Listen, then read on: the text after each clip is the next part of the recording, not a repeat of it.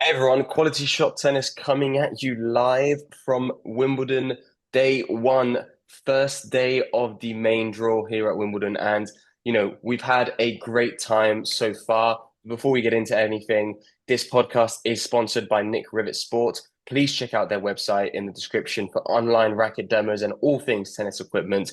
They are on the description, whether you're listening to this on YouTube or any podcast platform that it might be. I'm joined, obviously, myself, Liam Rickson, but I'm also joined by Anthony Hirsch. What were your thoughts of the day so far, Anthony? Yeah, it's been a great day of tennis. It's been an upset filled day, honestly. It's also the hottest opening day in Wimbledon history that's been recorded. Uh First day is always super exciting. People always pay attention to the semifinals, the finals, the biggest matches you could say. But for first, second day of a Grand Slam is one of the best days of tennis because you have so many matches to look at. So that makes it always very exciting. Got some interesting answers out of players. Got to sit in on a few press conferences, ask some questions, such as to Madison Keys, Daniil Medvedev, who was probably the biggest upset of the day from the top of my head. So yeah, it was a great day of tennis. Yeah. It was definitely a upset, you would say upset ridden day in terms of, if you look back at who's been playing in terms of, Stefanos Tsitsipas 2 sets to love down, then withdrawing from the match because of a back injury. Daniel Medvedev losing that match against a very inspired Benjamin Bonzi. Right now, as we're recording this podcast, Zverev's fighting not to go 2 sets to love down against Rinderknech. And Taylor Fritz is mounting a comeback against Mpeshi Pericard, which has just been suspended because it's going into a fifth set and it's getting towards the 11 p.m. Wimbledon curfew. So it's been one of those days where there have been some upsets, but there's also been some close upsets with the likes of Fabio Fognini lighting up center court, taking Alcaraz to 5 sets. Where what I found interesting from that one is I sat in on the press conference there, and I understand Italian, so I was listening into the Italian questions that the guys were asking, and Fognini in Italian was honest and quite brutal. He was like, you know what? I don't think I deserve to lose that fifth set the way I did. I don't think I deserve to lose it 6-1. I don't think I deserve to be down 4-love, 5-love at certain points because, I had 40-15 on my serve a couple times in the first couple games, in the first few games. I had break points in the first few games as well. So, he was sort of saying he played a lot better than the scoreline said in the fifth, but everyone and anyone knows how well he played during that match. It was absolutely incredible. What were your thoughts of it, Anthony? Did you have any particular point of that match that really sort of made you think twice? When you were like, you sort of see that match on paper, you're like, okay, Alcaraz wins it in three. If Fanini's really inspired, maybe he steals a set because it's Fabio Fanini, and Yeah. sometimes he can really light up the racket. But you never thought it Yep. was going to go to five. No. I The only moment where I really started to question Alcaraz getting through the match, or at least start to even have doubt about it, honestly, just because of how much I back Alcaraz in a first round at a major playing Fognini, that he can get it done at the end of the day, no matter what kind of twists and turns he goes through. Because, I mean, coming into the match, his last two tournaments, over half of his matches went to he lost a set, and that's a real stat. He won all of those matches, by the way. So no matter what happens on route, we saw that at the Roland Garros final. I feel like he's the favorite. The one moment where I even started having doubt about it, any kind of doubt, is when Fonini got a double break in the fourth set after Alcaraz seemed to have the match under control in the third set, and Alcaraz was just completely not himself when I thought he got back under control.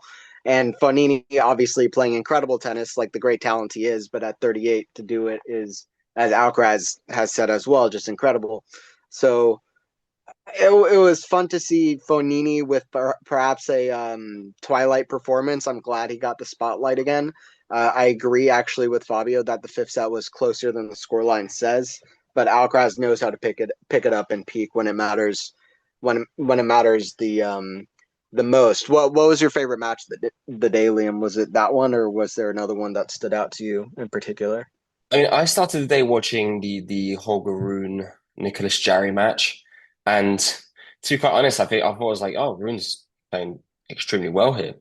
Completely in control of his game. I mean, Jarry did have a couple times. Rune was up a double break in the first, and Jarry sort of mounted a good comeback, but Rune held his nerve and managed to close the set out. Second set was quite straightforward for Rune, but then he started feeling the need. It was a great match in the sense of like it had everything in terms of ups and downs for both players, but it had two sets to love down comeback, the first one of the day in one of the first matches of the day. Well, basically the second match on a court, but yeah, that one was interesting. One little tidbit was obviously the fact that when you interviewed Holger Anthony, he was basically saying, "Oh well, nine times out of 10, I win that match." That was Yeah, a exactly. very confident claim, don't you think? Yeah, absolutely. It's what you expect from Holger, though. He comes with a very confident personality, so it's not the first time I've heard something like that from him in a presser. Hearing him speak very confidently of himself and his chances. Um, so I wasn't particularly surprised by that, but obviously being on the receiving end of that answer, it was quite interesting to hear that from him. Um, I don't really agree with this assessment, though. I Nicolas Jarry is a player that has beaten top 10 players in four of his last 9 times playing top teners. That's Yeah. that's a stat that shows you that Jarry is a big match player. And I asked Jarry, does he do anything differently or prepare himself differently mentally in those big matches? And he said not particularly, but I think honestly he just shows up for the big matches because he understands the moment and he knows that he needs to.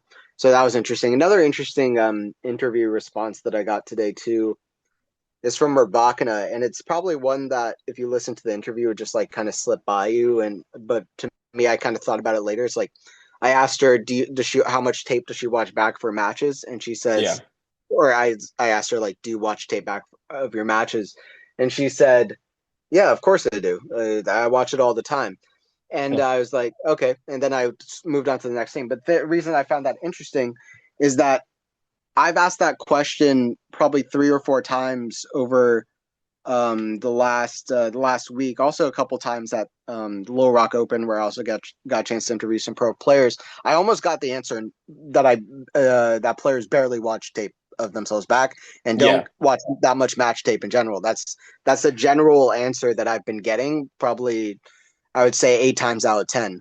With Rybakina, she's like, "Oh, of course I watch tape back." So it's just interesting that to her it's very normal. That's the way she goes about things. That's the way that leads to her success, I guess, is that she very much watches a lot of tape back and tries to, I guess, perfect her game in a way watching it back. It makes sense to me, but everybody has their own way about it. And another funny, not the same, but funny interview response, not to my question, but I just wanted to point it out because I thought it was quite fun, is Madsen Keys was asked if she thinks that the woman should play best of five. And without a moment's hesitation, she said, no, I don't want to play 5 sets. Do you see how tired Sinner and Alcaraz were? And then it was like, that was that. It was just like a really funny moment in what's currently a very heated discussion. I actually agreed with her assessment, though, after that. She said, women playing 3 sets can be extremely epic as well. And she said women's tennis and men's tennis are their own separate sports, which I don't know exactly what terminology I would use to describe them, but I agree with her assessment. It's like women's tennis and men's tennis can be, impressive, equally impressive, or whatever, very impressive, both of them. That we don't have to necessarily always, compare the two. But I think, yeah, women's tennis with best of three is just fine. No, exactly. And you mentioning that question, of course, I had basically the same question. I didn't ask the question, but in terms of, it came up in the Sabalenka press conference. She was also like, I don't think we're physically ready to play best of five Mm, sets. I don't want to yeah, play best of five sets. interesting. It's one of those aspects which is up for debate, obviously, because especially when it comes to French Open time, because the night session match on Philippe Chatrier, It always goes to Yeah. a men's match, and then people say, well, it should be fair. It should be, women and men get to play night sessions on chat trade because it's still an experience that people want to have in that sense. And it's the debate of, well, should you have a best of five set match? Should you not have a best of five set match? But I don't think many things will get to really discuss or really change even with these discussions in terms of between journalists and players. It's not really something that's gonna move the needle. Just as we're speaking, Zverev's managed to get the second set against Rinderknech, so they will be going into day two of Wimbledon to finish that match in a potentially, long match of two big servers. It's always tough when players are in a slam and they're playing these long matches, and especially Wimbledon, because it's the only tournament which has this curfew that you have to play your match the next day. But that goes into sort of another parts that we've been discussing a lot with players over the last couple of days is how do you feel about Wimbledon being the last slam, which still starts on a Monday? And you get some players who say, well, you know what? Sometimes I like having that period of 2 days break. But then you get others like Tiafoe today and Sabalenka saying, no, no, no. I like having the normal Monday play, Tuesday off, Wednesday play, sort of, or Tuesday play, Wednesday off, Thursday play schedule. I think they say it brings a little bit more, consistency in the start of their tournament. And usually you don't feel like you're really part of the slam if you're playing your first match on a Sunday. Imagine you lose your first match on a Sunday, you don't even feel like the tournament's actually started.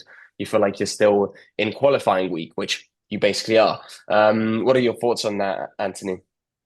Yeah, I think I tend to agree with probably Sabalenka, honestly, in terms of the consistency is quite nice. I think across the board on a personal note, it's pretty subjective, I guess, but on a personal note, I guess I would prefer the consistency. But I think to me, in the broader discussion of tradition in Wimbledon, I think it's fantastic. Some of the traditions, it's fantastic that there are traditions, but my general opinion on tradition is that the reason to keep tradition is if it works, if it's good. I think the great thing about the traditions that we have at Wimbledon and traditions across the tennis tour in general is that a lot of the way that we do things is quite good. I mean, we have a fantastic sport, we have a fantastic tour.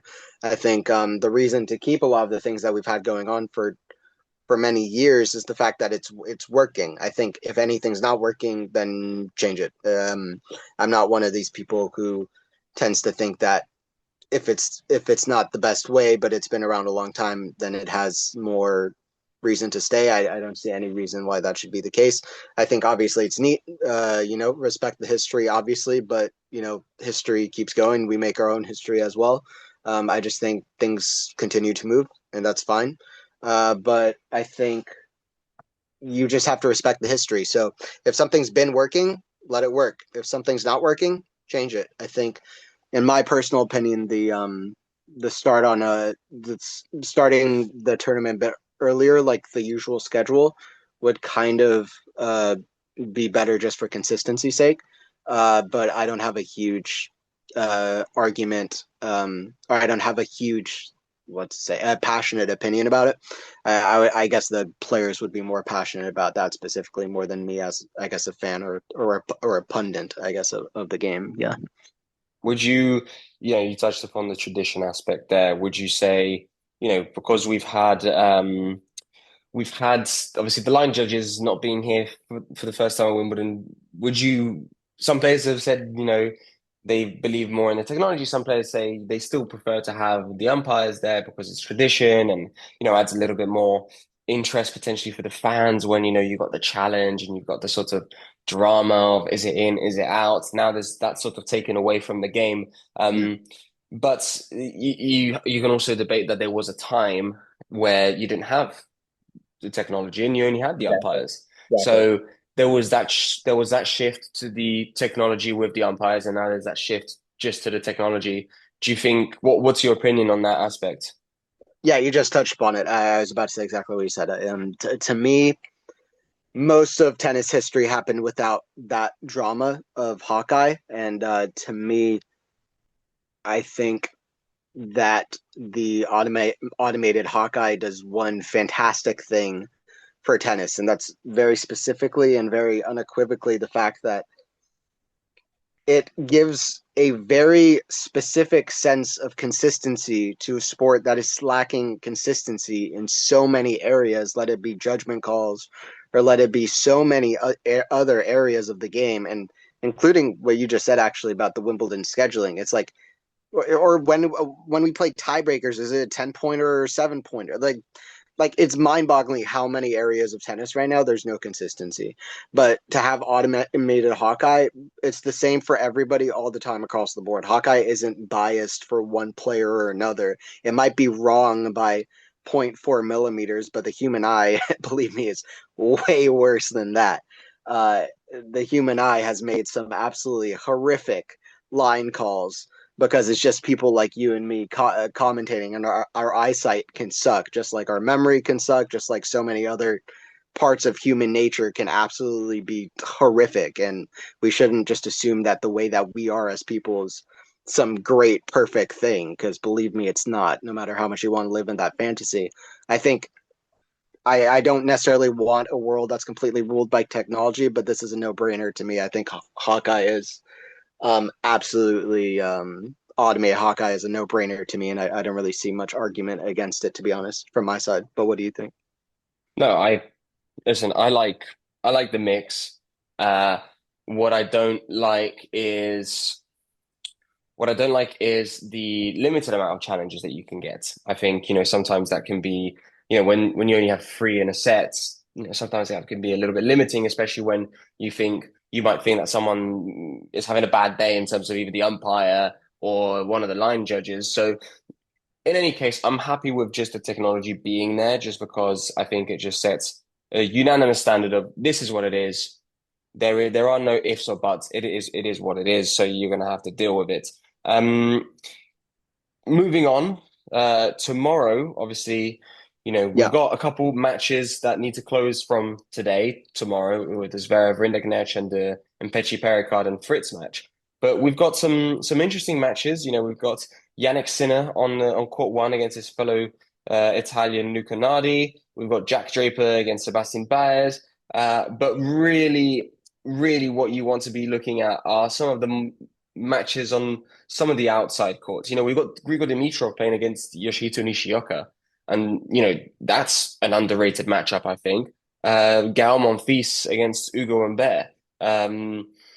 What have you looked into tomorrow? Have you seen any matches that have really caught your eye? I think obviously this side of the draw where we have Alcaraz is a little bit more stacked in terms of the best first round matchups that we've had. But what's caught your eye for day two? yeah. Honestly, I think it's going to be a great day of tennis. I think it might end up being one of the better days of the tournament. Well, first of all, Fritz versus Pericard finishes tomorrow. So does a couple of other matches. Including Zverev's. Also, Mochizuki versus Zapiri, fifth set. Mochizuki climbing back from two sets left down. That's one that I would look out for, particularly because I was watching Mochizuki during qualifying. But in terms of matches that start tomorrow and finish tomorrow, Monfils versus Humbert is absolutely blockbuster. That one, Monfils is the underdog on paper, but I think a lot of people would pick him to win that. He also beat Umber the last time they played, I believe, was in Dubai or Doha, maybe. But he has a decent record against Umber, and that's one I would look out for. And then also, I mean, Basilashvili, Musetti, just to name off a few. Yeah, Dimitrov Nishioka is pretty good, even though Nishioka has not been in form very much. Dimitrov hasn't been healthy at Slam, so I hope it's a good one. It should be on paper a good one. Muller Djokovic is exciting. Mensik Gaston is exciting. Mickelson versus Kitsmanovic. That's probably going to be five sets, honestly, I think, or at least it's going to be quite close. Could very well go five sets. And then what else? On the women's side, there's quite a few too. Looking at them here, Swiatek's playing Sakari Blinkova, Kvitova versus Navarro, Kenin Townsend. What else? Zakharova, Azarenka, Yabstremska, Goff. That could be interesting. Parks, Bencic. That's on like an outside court, but that one is extremely underrated because Alicia Parks is dangerous on grass, and Bencic is one of the most underachieving Wimbledon players I've seen while I've been following tennis. I'm surprised that she has not pulled the results together on a grass court because she can actually play quite a good ball on grass. So those are some matches that I'm looking at. Also, by the way, Kazal versus Walton, not a big name matchup, but I actually think it's going to be quite good. But yeah, those are a few that I'm looking at. I kind of think tomorrow's going to be a bit of a sneaky, amazing day of tennis.